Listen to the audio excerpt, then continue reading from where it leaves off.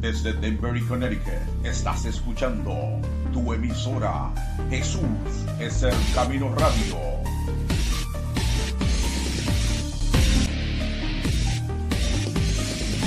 Lo mejor aún está por venir.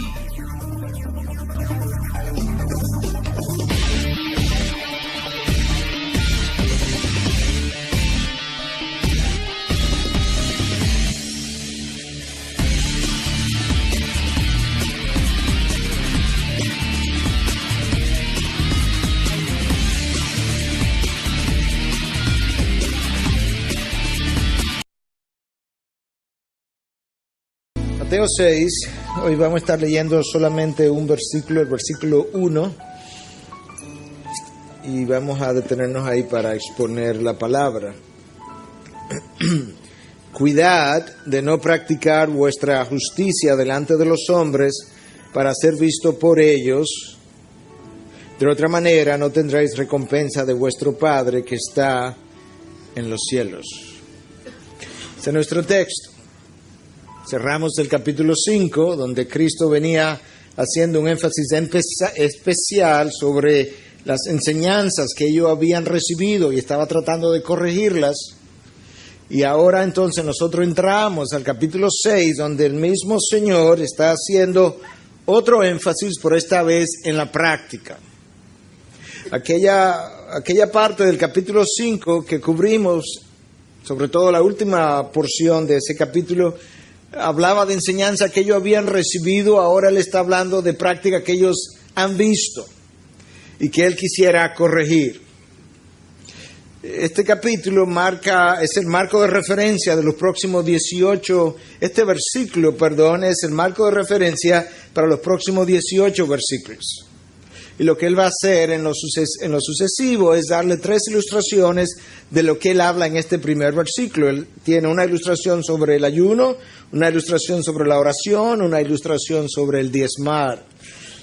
Pero el centro o el punto de enseñanza está aquí en lo que yo acabo de leer. La palabra clave en estos 18 versículos, ¿verdad?, que constituyen toda una sección, es la palabra hipócrita. Y viene de una palabra griega que es upokritase, que fue usada en aquella ocasión para referirse a un actor de teatro que se enmascaraba y al enmascararse pues escondía su verdadera identidad. De tal forma que esa palabra aún en aquel tiempo ya tenía el sentido con el que nosotros le conocemos hoy. El diccionario de la Real Academia lo define la hipocresía como fingimiento de cualidades o sentimientos contrarios a los que verdaderamente se tienen o experimentan. Esta palabra hipócrita aparece en el versículo 2, 5 y 6. Pero esas son ilustraciones del punto que nosotros vamos a estar tratando hoy. Este es un tema recurrente, tanto a lo largo de toda la Biblia como a lo largo del Evangelio de Mateo. Escucha a Mateo como dice lo siguiente en 15:7. Bien profetizó Isaías de vosotros, hipócritas, ahí está nuestra palabra, como está escrito, este pueblo con los labios me honra, pero su corazón está muy lejos de mí. Este pueblo hace una cosa con los labios, pero la realidad es que sus labios y su corazón no están conectados. Escucha Mateo una vez más, 22:18. Jesús, conociendo su malicia, dijo, ¿por qué me ponéis a prueba, hipócritas? Y cuando tú llegas al capítulo 23 es impresionante porque en apenas una sección de un solo capítulo, 7 veces el Señor repite esta frase: ay de vosotros, escribas y fariseos hipócritas.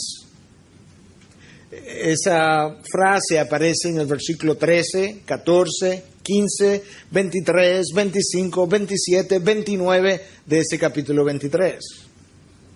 Es increíble que el Señor se detuviera 7 veces para hablar de la hipocresía de estos maestros. Ya vamos teniendo una idea más o menos de qué pudiera tratar toda esta sección cuando yo hablo de hipocresía. Yo quise darles varias definiciones más que gramaticales o de diccionario, prácticas con relación a nuestra fe o fe cristiana, nuestra vida cristiana, para que entendamos lo que es la hipocresía. Y yo digo aquí, ¿verdad?, que la hipocresía es la desconexión entre lo que sabemos y lo que practicamos, o entre lo que decimos y lo que hacemos, o entre lo que sentimos en nuestro interior y lo que mostramos en nuestro exterior. O pudiera ser la desconexión entre lo que se dice en los púlpitos y lo que se vive en la realidad.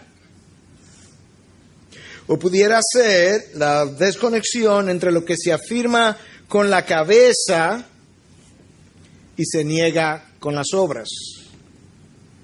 O quizás la diferencia entre el amén del domingo, amén, gloria a Dios, y el bu que yo le doy a esa misma enseñanza el lunes en la mañana.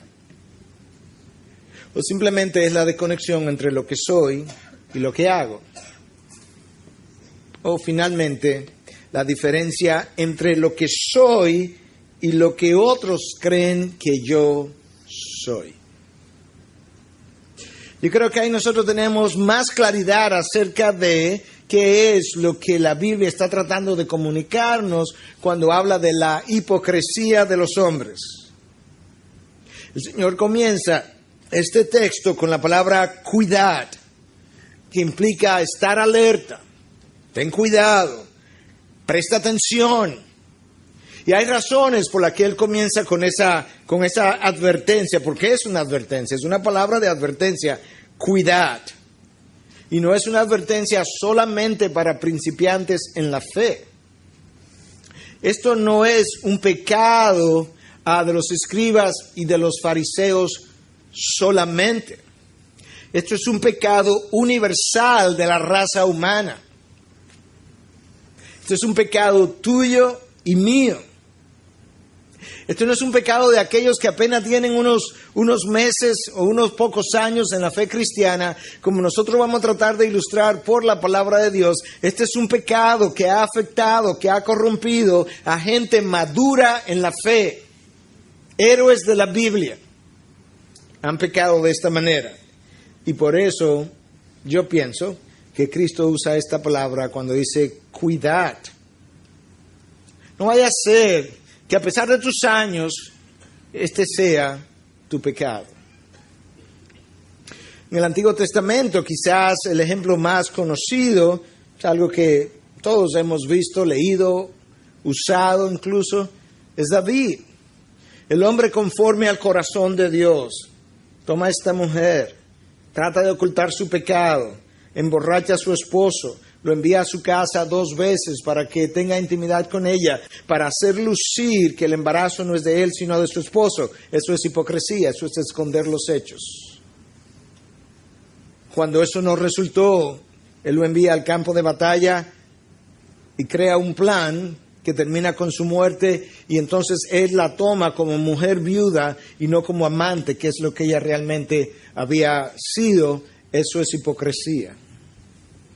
En el corazón de un hombre que en un momento dado Dios dijo, este hombre tiene un corazón conforme al mío. Eso no es solamente un pecado de líderes en el Antiguo Testamento, esto es un pecado de líderes en el Nuevo Testamento. Domingo pasado hablamos de Pedro. Usted conoce bien la historia. Este es el pecado con el que Pedro luchaba en su vida cristiana. Antes de la crucifixión y después de la crucifixión. Usted conoce la historia porque la revisamos la semana pasada, donde Pedro negó al Señor a la hora de la prueba, no una vez, sino 2, ni 2, sino 3. 3 veces. Permíteme expandir algo de lo que yo dije la semana pasada para que tú puedas entender mejor por qué Pedro es un ejemplo de lo que este pecado representa en el corazón del hombre. Dijimos que la palabra traducida como discípulo en el hebreo es talmid en el singular, talmidim en plural. No todos los rabinos tenían talmidim. Todos los rabinos tenían estudiantes y discípulos. Muy pocos tenían talmidim. El Talmidín era un discípulo especial que dejaba su vida, su vocación, se retiraba a vivir con su rabino 24/7, 24 horas al día, 7 días a la semana. Su meta no era aprender todo lo que el rabino sabía, sino llegar a ser exactamente como ese rabino. No todos los rabíes podían tener talmidim. Tú tenías que pertenecer a un grupo especial de rabíes para poder tener talmidim. Bueno, ¿quiénes eran esos rabíes? Bueno, rabíes que tenían lo que se llamaba shmiha, autoridad. Rabíes con shmiha. Bueno, ¿qué implicaba eso? Que ellos tenían la autoridad para introducir nuevas enseñanzas, nuevas implicaciones y aplicaciones. Los demás simplemente se limitaban a decir, según fulano, según Moisés, pero el rabí con shmiha podía introducir nuevas enseñanzas. Y esto no era una calificación sencilla. El gran maestro judío Shammai adquirió ese estatus a la edad de 85 años. Y requería que 2 rabíes también con shmiha pusieran tu mano, su autoridad sobre ti públicamente, de manera que tú pudieras testificar quién te dio shmiha. Ahora tú entiendes por qué con cierta frecuencia los seguidores de Jesús venían y le cuestionaban y le decían, ¿quién te dio shmiha? ¿Con qué shmiha tú hablas? Se piensa, en el caso de Jesús, para fines de ellos, su shmiha se la dio Juan el Bautista, quien lo bautizó, cumpliendo toda justicia, y el Padre cuando abrió los cielos y dijo, este es mi Hijo amado, en quien tengo complacencia, a él oíd. Usted se preguntará, ¿qué tiene todo eso que ver con Pedro?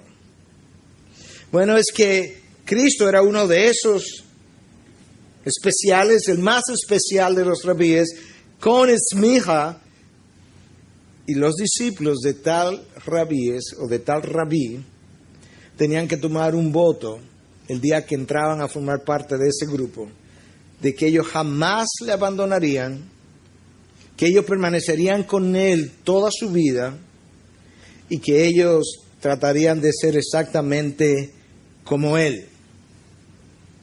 Pedro es uno de esos. Y a la hora de la prueba, Pedro jura no haber conocido a su rabí. Pedro, déjame ver, Pedro. Tú tomaste un voto. Tú juraste permanecer con tu maestro toda la vida. Con toda probabilidad tomaste un voto y juraste que tú ibas a llegar a ser como él. Y tú hoy juras jamás haber conocido a tu rabí. No lo conozco, no lo conozco, no lo conozco. Eso es hipocresía una vez, 2 veces, 3 veces. Bueno, pastor, eso fue ante la resurrección, porque después de la resurrección, con el poder de la resurrección que vive en nosotros, ya sería distinto. No vaya muy rápido. Yo te voy a mostrar la hipocresía de Pedro post-resurrección.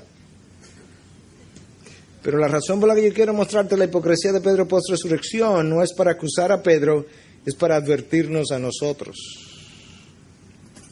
Que no somos apóstoles, que no somos talmidim y que no le hemos visto en persona ni caminamos sobre las aguas. Pablo escribe en Gálatas 2, a partir del versículo 11, cuando dice, pero cuando Pedro vino a Antioquía, me opuse a él cara a cara, porque era de condenar, porque antes de venir algunos de parte de Jacobo, él comía con los gentiles, pero cuando vinieron empezó a retraerse y apartarse, porque temía a los de la circuncisión, y el resto de los judíos, escucha, y el resto de los judíos se le unió en su hipocresía. De tal manera que aún Bernabé fue arrastrado, escucha otra vez, por la hipocresía de ellos. Pero cuando vi que no andaban con rectitud en cuanto a la verdad del Evangelio, dije a Pedro delante de todos, si tú siendo judío vives como los gentiles y no como los judíos, ¿por qué obligas a los gentiles a vivir como judíos?